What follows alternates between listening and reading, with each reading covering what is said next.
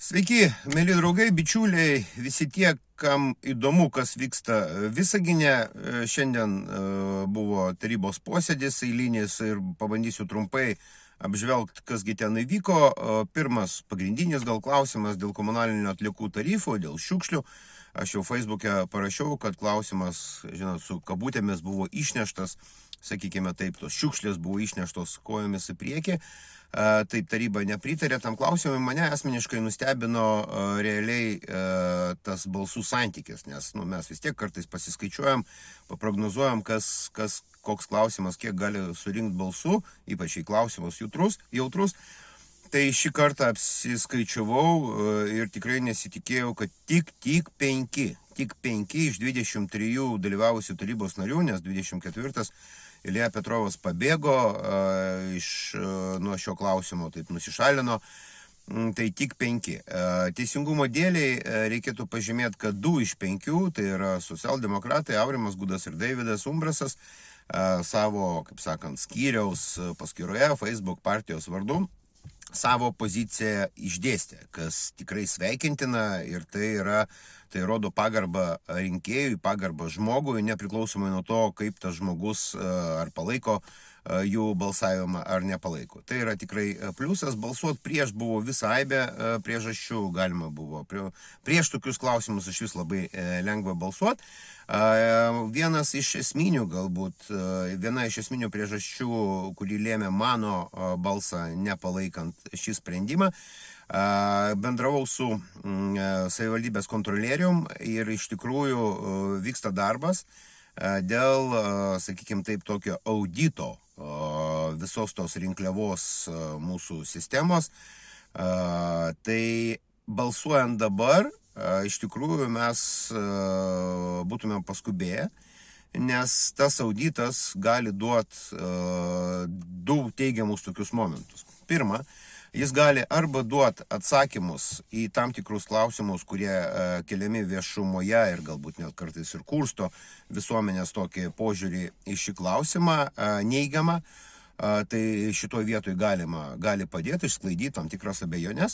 Iš kitos pusės tam tikrą informaciją gali leisti ir turėti įtakos kainodarai ir gali leisti iš karto priimti tam tikrus sprendimus užtikrinančius skaidrumą. Tai galbūt be visų tų senųjų, man seniai žinomų klausimų dėl apskaitos, dėl to, kad ten svorį sunku nustatyti ir taip toliau. Aš ir 23 metais tokį klausimą ir tokią diferenciaciją, sakykime taip, tarp 9-aukščių ir 5-aukščių nepalaikiau. Tai jeigu trumpai. Toliau, apie ką mes kalbėjome, apie atmosferą ir apie pas draugą, iš tikrųjų pasisakiau dar kartą, kad man tas klausimas atrodo labai keistai, nes komitetuose jis nepraėjo ir pas mus labai dažnai klausimai, kurie sulaukia komitetų tokio labai jau ženklaus rimto nepritarimo, į tarybą neina. Paprasčiausiai administracija tos klausimus atšaukė, bet šitas klausimas buvo padėtas į tarybos posėdį ir susidaro toks įspūdis, kad grinai dėl vaizdo. Nes realaus rezultato niekas net ir nebandė siekti, nes realus rezultatas pasiekiamas visiškai kitom priemonėm. Tai yra daugiau informacijos, daugiau aiškumo ir tam, kad suprast, apie ką eina kalba. Šiaip statistika, kiek kur kas iškvietė policiją, visiškai nulinė informacija. Ir dar kartą pasakiau, aišku, pusiau juokais, bet kokie čia juokai įdomiai atrodo, kai mes čia taip rūpinamės ir taip bandom prevenciškai kovoti su alkoholizmu ties 2 barais, naktiniais barais, o būtų logiška galbūt apriboti, nors apriboti, nes jau niekas ten nesusivaldo, nors apriboti narkotikų prekybą Kosmoso 28-30, tie 2 namai didžiąja dalimi priklauso Visagino savivaldybei. Bet ten vyksta, kas vyksta, visi apie tai žino, bet vyksta toliau.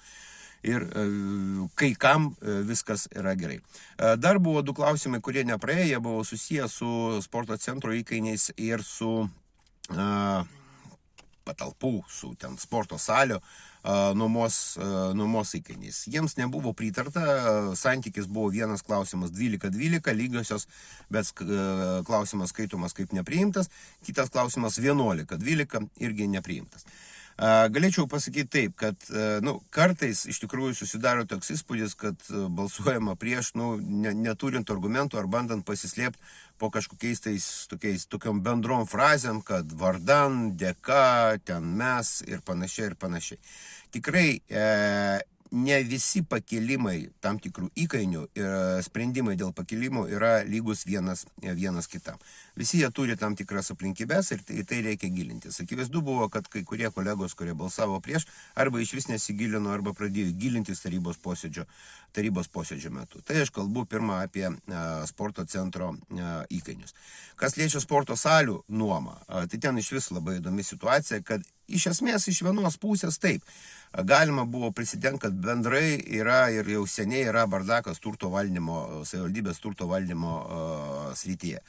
Apie tai jau kalbėta ne kartą ir prieš kažkiek tai metų mes reikalavom įdiegti sistemą turto valdymą, jinai lyg tai atsirado, bet kaip jinai veikia, nelabai suprantama. Lygiai tas pats, kaip veikia sistema tų įkainių nustatymų dėl tam tikrų patalpų, kurios beveik panašios, bet priklauso skirtingom organizacijom, viešai, biudžetiniam ir panašiai. Tas bardakas iš tikrųjų jau seniai ir iki šiol jis nėra normaliai sutvarkytas. Tačiau konkrečiai šis klausimas, kuris nebuvo priimtas, jis to bardako visiškai nesutvarko. Maža to, jis dar šiek tiek to bardako įmeta į tą bendrą situaciją. Tai gaunasi faktiškai, galima, prisidengti gražiom frazėm be jokių problemų, bet faktiškai gaunasi, kad nepriėmus 2 sprendimų, mes nieko neištaisėm, nieko nepagerinom, o faktiškai įnešėm dar šiek tiek bardako į tas sritis, kurias ir lietė šitie 2 klausimai. Dar kas įsiminė, pakankamai aršus šiandien buvo kai kurie pasisakymai, viena tarybos narė ten pakankamai taip drąsiai žadėjo administracijos direktoriau validolo, ten kita kolegė tarybos narė, ten merui, ten irgi kažką tai žadėjo, man priminė tokius kiemo lygio pokalbius iš 90-ųjų, vos ne kas yra, ko žiūri, tokio lygio. Šiek tiek nejauku, galėčiau pasakyti, kad galima žymiai išmintingiau ir žymiai protingiau pakomentuoti kažkieno tai veiksmus. Bet yra kaip yra. Posėdis kaip ir praėjo, lyg tai jau greitai sekantis posėdis, o neužilgo aš pasidalinsiu savo įžvalgomis iš darbo grupės dėl ikimokyklinio ugdymo įstaigų efektyvinimo, kaip ten viskas vyko, nes iš tikrųjų matau, kad klausimas jau išplaukė į viešą erdvę, o situacijos iš vidaus kol kas niekas nepristatė, o ten iš tikrųjų yra įdomių tikrai vertų dalykų ir galbūt mes suprasim, kad merui dabar iš tikrųjų sunku, visiškai nuoširdžiai sakau, jam dabar